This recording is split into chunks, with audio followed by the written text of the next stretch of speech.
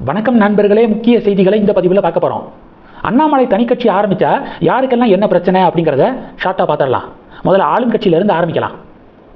DMK ADMK சொல்கிறத, நம்மளுடைய கவர்மெண்ட்டை விமர்சிக்கிறத மக்கள் பொருட்டாக கூட மதிக்க மாட்டாங்க.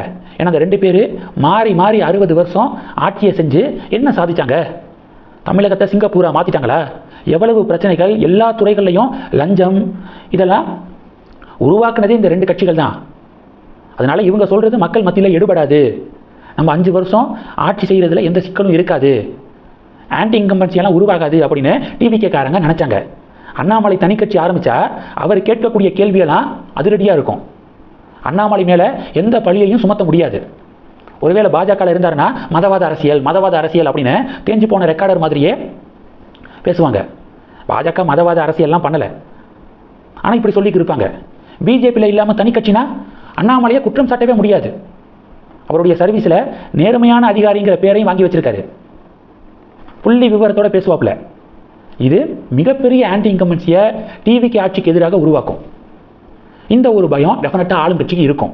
ஒன்று, இதில் ரஜினிகாந்த் மாதிரியான நபர்கள் சப்போர்ட் பண்ணிட்டாங்கன்னா இன்னும் ஒரு பெரிய தாக்கம் ஏற்படும் தமிழ்நாடு பாலிடிக்ஸில். இது ஒன்று. அடுத்து டிஎம்கே. உதயநிதி ஸ்டாலினை எதிர்க்கட்சி தலைவர் சேரில் உட்கார வச்சாச்சு. டிஎம்கே வர்சஸ் டிவிகே இப்படியே களத்தை வச்சுக்கலாம் அப்படின்னு உதயநிதி நினைப்பாரு. அண்ணாமலை தனிக்கட்சி ஆரம்பித்தா டிஎம்கே ரேஸிலே இருக்க மாட்டாங்க. டிவிகே வர்சஸ் அண்ணாமலையுடைய பார்ட்டி, இதுதான் தினமும் பேசுபொருளாக இருக்கும்.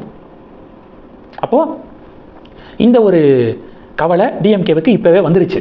இந்த செய்திகள்லாம் பரவுதில் இதிலேயே பேனிக் மோடுக்கு போயிட்டாங்க. டிஎம்கே தனிக்கட்சியா அண்ணாமலையா அப்படின்னு ஒரு பதட்டத்தில் இருக்காங்க.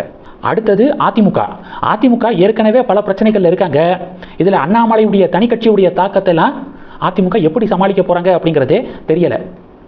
ஆக மொத்தம் அண்ணாமலையுடைய இந்த தனிக்கட்சி டிசிஷன், தனிக்கட்சி ஆரம்பிச்சிட்டாருன்னா அது ஆளும் கட்சி, எதிர்கட்சி, எடப்பாடி பழனிசாமியுடைய கட்சி மூணையுமே கடுமையாக பாதிக்கும் அப்படிங்கிறதுல எந்த டவுட்டும் இல்லை எனக்கு.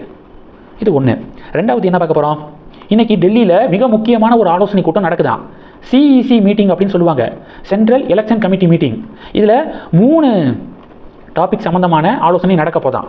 ஒன்று, ராஜ்யசபா எலெக்ஷனுக்கான கேண்டிடேட்ஸை இன்றைக்கி நடக்கக்கூடிய ஆலோசனையில் ஃபைனல் பண்ணுவாங்க அப்படின்னு சொல்லப்படுது. ரெண்டாவது, கேபினட் ரீசப்பிள் நடக்க போகுதுன்னு சொன்னேன்ல, யார் யாரெல்லாம் உள்ளே கொண்டு வர்றது, யார் எல்லாத்தையும் வெளியில் கொண்டு போகிறது, இது சம்மந்தப்பட்ட முடிவு இன்றைக்கி எடுக்கப்படும் அப்படின்னு சொல்லப்படுது. மூணாவது, கட்சியில் தேசிய அளவில் புதிய பொறுப்புகள் உருவாக்குவது பற்றியும், நேஷனல் ஜெனரல் செக்ரட்டரி போஸ்டிங்லாம் இருக்குல்ல, யாரை உள்ளே கொண்டு வரலாம் கட்சி பணிகள் சம்மந்தப்பட்ட முடிவும் இன்றைக்கி எட்டப்படுமா. முக்கியமான சிஇசி மீட்டிங் இன்றைக்கி நடக்குது டெல்லியில். இந்த செய்திகள் எல்லாத்தையும் பற்றி உங்களுடைய பார்வைகளை மறக்காமல் கமெண்ட் பண்ணுங்கள். தொடர்ந்து கணக்கில் இருங்க. அடுத்தடுத்து நிறையா பதிவுகளை பார்க்க போகிறோம். நன்றி. ஜெய் ஹிந்த்.